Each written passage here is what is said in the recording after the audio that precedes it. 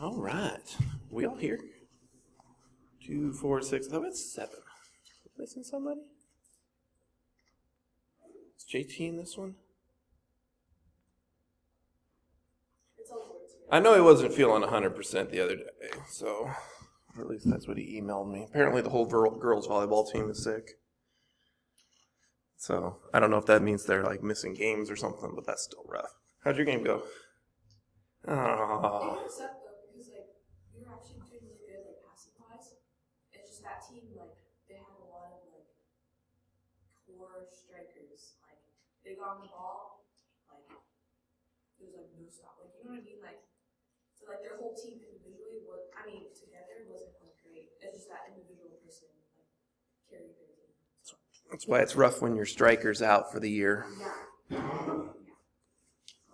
You know, when your main striker is not there, it kind of makes it tough to score. She makes a big difference too, because she knows how to play that position. Mm-hmm. Because our coach put a bunch of other people in that position, they've never played that position before. So it's Yeah, this has been my year of learning soccer. So I'm learning to talk the lingo. And your coach, I was talking to him the other day, and he's like, yeah, I had to put Andres up at the 10 position this time. You know, we've been really trying to figure out who we want to put up in that position. I'm like, I know what that means. I'm learning new things. All right, so interesting topic today. When I started coaching, diversity meant a totally different thing. And so, So I started coaching. My first team was in 2007 when I was a task force worker. So I don't know if I was really the head coach. He let me run it as if I was the principal who had been coaching them for several years. And he had been my coach in high school. So he was actually probably more worried about my anger management skills because I was a highly competitive teenager. So he was worried I was going to lose it on the sideline and stuff. He didn't tell me that until about 10 years later. But yeah, it meant totally different things than it does now. So, athletes come from different backgrounds, cultures, experience. Just talking to some of the guys here, the background, some of them from inner city New York. I have no idea what that culture is like. Playing basketball in cages because that's the only place you could play. Things like that. I'm like, wow, we just played in our front yard. And he's like, well, nobody has a yard in New York. Okay, that's a totally different mindset to me. So everybody's going to be unique characteristics and different needs that you as a coach need to be either aware of or be able to adapt to. Being a successful coach means recognizing and respecting all those differences. So adolescence so we're going to kind of go through the ages here. So adolescence, oh man, I remember it was when I was in Kansas coaching and teaching there. I walked into, you guys know what Pathfinders is? Some of you do, some of you don't. So that would be like Boys and Girl Scouts together, and they're all 5th to 8th grade. And they get together and they go camping and they do other things like that. But they had they called it honors convention. And so on a Saturday night, they're doing what are those cars that you let go and they try to measure how fast they go? Box cars, rally cars? I don't remember. That was just one. Derby.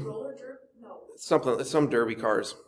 Anyways, I go walking into the gym and there is all these kids from all over Kansas, Nebraska there. And I walk down the high school hall, which is where my classroom is. Physical education teachers are the roaming teachers. Anyways, but the classroom I used. And I'm just like, I smell adolescence. It was like a mix of body odor and Axe body spray. And sometimes and it just depended on what door you walked by to which one you got the bigger whiff of. It was just like, whoa, man. So adolescence is a period of significant physical, emotional, and social development. Some of those physical changes can very much smell badly. Not that we don't love them, and we all went through it. It's just one of those that as a 25-year-old teacher, I'm like, whoa, I forgot that 13, 14, and 15-year-olds are going through that. So coaches got to be aware of all the different stages of adolescence, and tailoring your coaching to that stage is a pretty big deal. So early adolescence, so this would be your, my pictures are from 11 to 14. So some of them are going through huge growths. This is where you're going to have a student or a player show up to your team, and 1 week they're going to be 5 foot tall, and by the end of the season they're going to be 5'6". So it's like in 2 months they're going to grow 6 inches, and now they can't catch anything because their hands are in a totally different spot. So the balls will bounce off their hands, it'll go through their hands and hit them in the face. I had a freshman. That'd be a little earlier than this, but he had grown 8 inches over the summer, and he could not catch a ball. He was 6'3", freshman, scrawny guy, couldn't catch a thing. I had him pass it against a wall so that he could just relearn how to catch, because he was pretty athletic. He could run, he could move. You could tell he played a lot of sports. He just grown so much that summer that all his coordination was just gone. So. Oh, yeah, their attention spans, the younger they are, the shorter your coaching needs to be. Like your instructional time, the younger they are, their attention span gets shorter and shorter and shorter. The older they get, the better they are. So that's going to require structuring your practices around that short attention span, get them moving, short attention span, get them moving. Not a lot of game time in your practices at that 11 to 14 age. You're going to be as quickly as you can, get an offense in so that they can, when they get to the game, be able to go. They also usually don't have super long practices. Like if you get over an hour with this age group, you're probably lucky. And that's partially because the parents just don't want to let their kids be out late. It's great being an athletic director of a middle school. I mean, because your games are done by like 6 o'clock. Like the parents don't want them to go on long trips. You almost never have a weekend tournament. So like it's a really nice gig if you ever get that kind of thing there. So 15 to 17, so this would be your freshmen, sophomores, high school coaching. So they're refining their skills and identities. They're trying to figure out where they fit in their friend groups, where they fit on your team. The pecking order of your team is going to be a little tougher there. A little bit more independent, more self-aware of what they're doing. It's been fun watching my 2-year-old become self-aware. Right now his phrase is, "I'm so sad." Anytime he doesn't get his own way, "I'm so sad." And if it's really bad, "I'm so sad." He measures everything by how many so's. So focusing on, you can get a little more advanced in your techniques that you're teaching them. This is also when you start developing leaders. The speech I always gave my captains that I had, and they'd probably be 17, 18. I don't think they were allowed to be 19s, but I definitely have had a couple of 19-year-olds, at least before the season ended, like they turned 19. And that's just because they started school. I graduated at 19, so I didn't start kindergarten until I was 7. So I had a couple of those on my teams over the years. But I would always really big on, I want servant leaders. So when there's none of this, make the freshmen carry your bags. We don't do that here. When we have pizza on the bus on the way home, which we did a lot, it's the captains that are carrying the pizza around and making sure everybody gets some. Because you don't want because I've had teams that when you put like food in the front of the bus, the seniors all go grab and the food's gone, the freshmen get none. I've seen that happen. So that's why I say the seniors are going to carry the pizzas around, as they're walking on the bus to feed everybody, to make sure everybody gets some. They're the ones that when a game starts or a trip starts, and in college especially, you get money when you go on a trip and for whatever meals you're going to stop for. And so I'd have the captains check, do you have your uniform? Do you have your shoes? So you had to bring your backpack or whatever bag onto the bus, and you had to show, here's my uniform, here's my shoes, and then the captain would hand them the money. But I gave them the responsibility of passing the money out. So it was like I started training the leadership at this point. Late adolescence would be like your seniors and above, and then college. So late adolescents are very much transitioning into being adults. They require more guidance in like their life decisions. You're going to talk a lot more about, what are they going to do after college? What are you going to do, or how can you be doing well in your classes as a freshman in college so that you don't have to repeat something to try to get into like med school if that's their dream. So you're going to be talking about a lot more of those things. Whether they should propose to their boyfriend, girlfriend. Those are some questions I've gotten from some players before. So your coaching is going to be a lot more mentorship and life skills when you get into that collegiate level. So kids mature differently and at different rates depending on where they are. And I'm not sure what that graph actually is. It's not. It was a good graph, but I don't remember what it is because I can't read it. So, but your kids are going to have, you're going to have some that are extra short as a freshman in high school, ones that are going to be 6'3" but can't catch a ball. So you got to be able to handle the different maturity rates of each kid. You should consider that as a part of their performance. So, who's going to get playing time? I have to think about, well, that person's, oh man, I had this dude, he came from, I think, Sudan. Like his family were like refugees or something along those lines. As a freshman, I think he was 13. And we had a play, or an action, is probably a better word for it, called pin and skip. And you were supposed to throw, you'd throw a screen on one side as the ball goes to one end, pass it to the right. The person on the left would cut over and pin somebody, and you'd throw it cross court over to that player. Well, this guy at 12, 13, we didn't actually know his actual age. Like just going by we just guessed he was 13. That's what he told people, but he told me later that he's like, we don't actually know when I was born. He's like, I have no birth record. So, and his parents were dead. So he was living with like his aunt and uncle or something like that. And that brought him over. Great kid though, great kid. But he couldn't make that throw. And so I had to tailor my game plan around this guy can dribble and shoot, but he cannot make that pass. So when he was in the game, I couldn't call that action. I had to call something else. Oh man, when he graduated as a senior, he was like 16 or 17. I was like, man, I wish you could have been here and be older. I mean, he's going to go to college before he's 18. I was like, man, if I could have had you just another year, he would have been so good. And he ended up not even playing basketball in college. It's like, darn.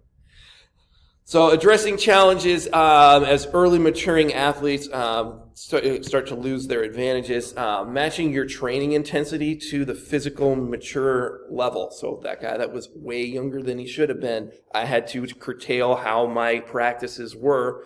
And I also tried to get him to work on soccer skills, actually. I had him taking a medicine ball, throwing it over his head to a partner. I had him throwing it as a chest pass, trying to build those muscles up so that he could make all the passes that his teammates were. We played a lot of zone teams that year, so it was really important. Also got to be careful with kids getting burnout early. If you start going too early with kids, they will decide to quit because they're tired of it. So trying to have them like specialize in one sport at 10 years old is not necessarily good.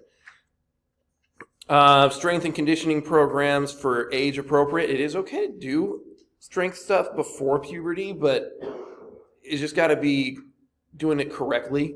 More about the technique rather than the weight before they get to puberty age there.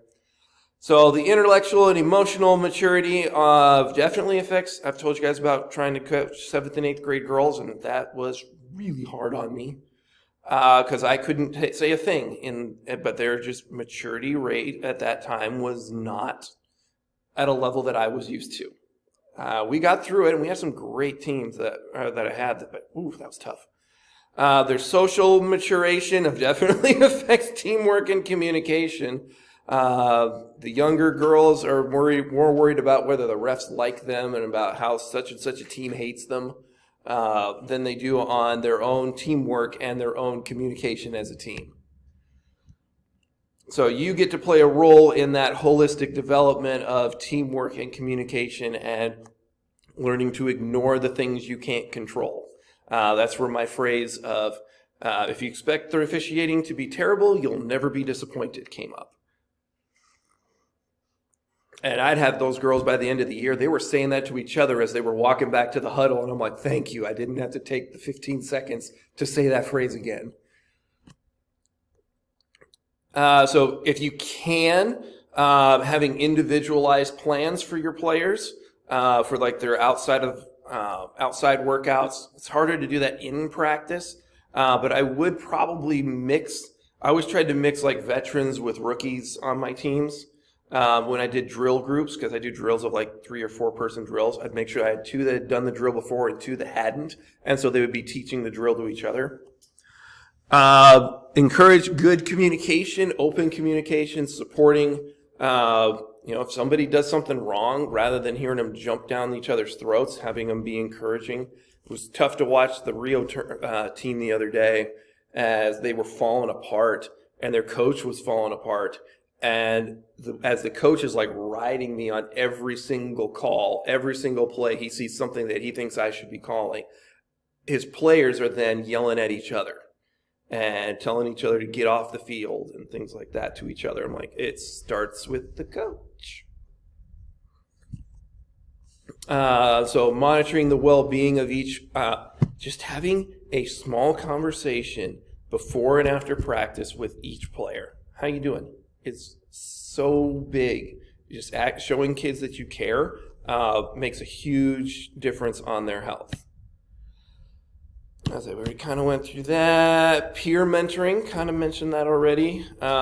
Just trying to have a positive team culture that values whatever diversity you have, short, tall, whatever backgrounds they come from. Just having a positive culture that kind of celebrates that. So culture, everybody's going to have a different culture or background that shape whatever their perspective is. Being aware of that, and when you're coaching younger ones, being aware of the family's culture is really important as well. Being inclusive to whatever thing you had. The one that I had an interesting one with was when I was in Arizona, we had such a weird combo of cultures. We had the laid-back Californians that were just kind of like, yeah, cool, do whatever you want. To the ultra-strict, ultra-conservative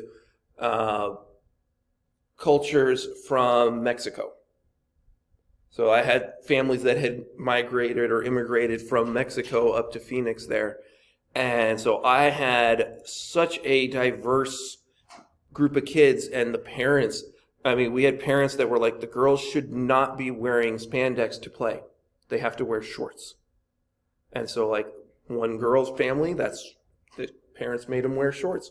We'd go play a team that was really conservative in Stockton, and the girls had to wear their physical education shorts because that's the only one that we knew everybody had for volleyball, because their culture at that church was pretty conservative, and they asked us to wear regular shorts rather than spandex. So just knowing what background you're coming from, and sometimes it's another team, sometimes it's your own team, but being respectful of that. So when we went to their gym, that's what we did. When they came to our gym, they didn't make us, do that as well. They're like, it's your gym. We can't control what you guys do at your gym. We have to do that at our own, though. That was also the team that the guys wore pants. It's the only basketball team I've ever seen that the guys wore pants. So there's always different cultural nuances that can that can enhance your cultural effectiveness. When you can celebrate different cultures in your team, that's really, really fun. Take a standing break.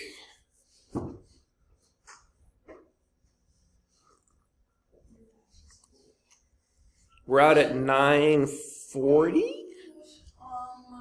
20, 30? No, it's got to be a little bit before that. 30. 9:30, because we started at 8:50. I had 40, so I got 15 minutes to get through 20 slides. I am talking too much. It's always what I do with this class. It needs to be longer than just 2 hours a week. Yeah, pretty much. All right, so let's see what we got. Cultural heritage influences. I've already kind of talked about the heritage, where they come from. Are there any are there any Hawaiian cultures that you do in your practices that you've been a part of? Oh, I'm not Hawaiian. I'm other Oh, my apologies. Are there other Polynesian things that are done in your practices?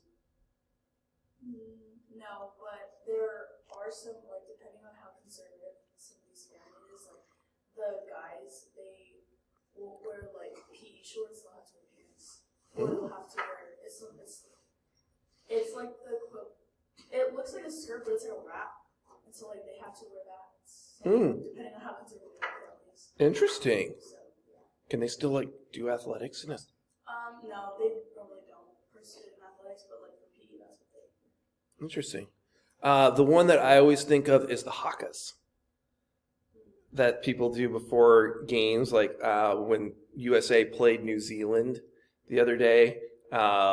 At rugby, those are intense ones. But just as they're like getting ready to start the game, they'll do this haka in the middle of the court. It's just like, that is so cool. Didn't the guys do that up here during Fall Fest last year? Was it Thomas? Were you one of them doing that? I remember watching Nate last year doing that, because that just made me smile. I was like, man, where was that when I was coaching him at Lodi? So acknowledging and celebrating that can also strengthen your team. Really got to be careful when you stereotype stuff. I thought this was a funny little thing here. It's tough for you guys to see. Say, would you like some flies with that? Think about it. Thank you. So you can be, stereotypes and prejudice can hinder your athletics, your team's development. If you assume that, this is one I've had to struggle with, is when you have that guy that's 6'5", long, lanky, really good athlete, but you're at this little Adventist school and he is by far the best player, can shoot, dunk. I'm like, man, if I could just set you in the middle of the team, on offense, put you near the hoop the whole game, you'll probably average 20 and 10 and will probably get at least 500, because nobody is within 3 inches of you. But I also know that player doesn't like playing center, has dreams of playing in college, and I got to figure out, because he wanted to go to Oakwood, if I remember right. I don't know if he actually made the team there or not. I should text him. But his dream was to play in college, and he wasn't going to develop into the player he needed to be by standing next to the hoop. So I had to take that stereotype of tallest player, put him next to the hoop, and be like, this is what he needs and this is what the team needs in order for us to do really well. Coaches must actively work to challenge and dismantle any stereotypes that you get. I very much have a zero tolerance